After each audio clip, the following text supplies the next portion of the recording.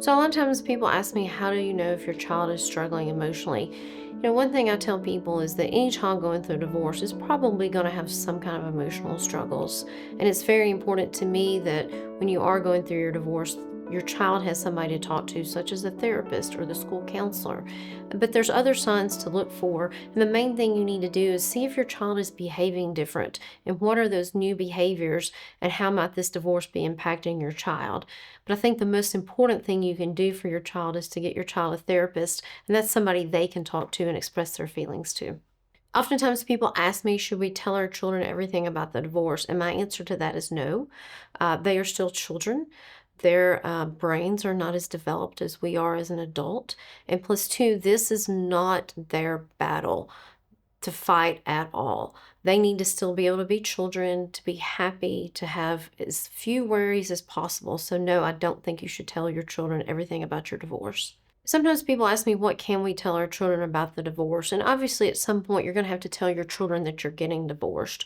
And I think it's good that you sit down together and let them know that. A lot of times, people will already go and ask a therapist or a counselor how they should approach it and what they should tell the children. So, obviously, you're going to have to tell your children that you're getting divorced. I think the other important thing to tell your children and constantly reassure them is that they're loved and that this is not their fault. So oftentimes people ask me, what is the best way to support the child's relationship with the other parent?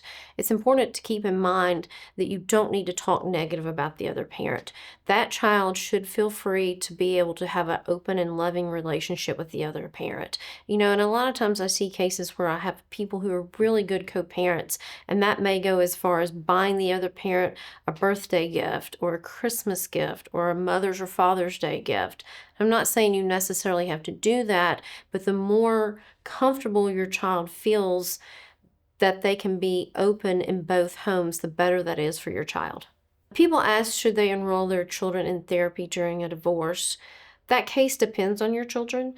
Some children handle a divorce and adapt well. I do feel like most children at some point need somebody they can talk to express their feelings and how they're feeling about this divorce, because just because they don't express it to you doesn't mean they're not having those feelings. So it's probably something you should look into to getting your children therapy during a divorce. So some of the benefits of children having therapy during a divorce is the child then has somebody they feel like they can talk to in a safe space.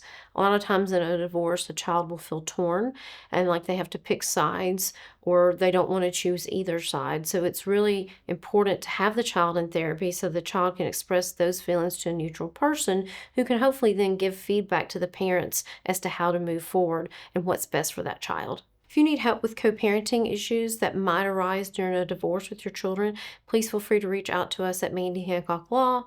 Oftentimes, I may refer you to a therapist to have that therapist do an initial assessment of your child or children to see if they need any further therapy.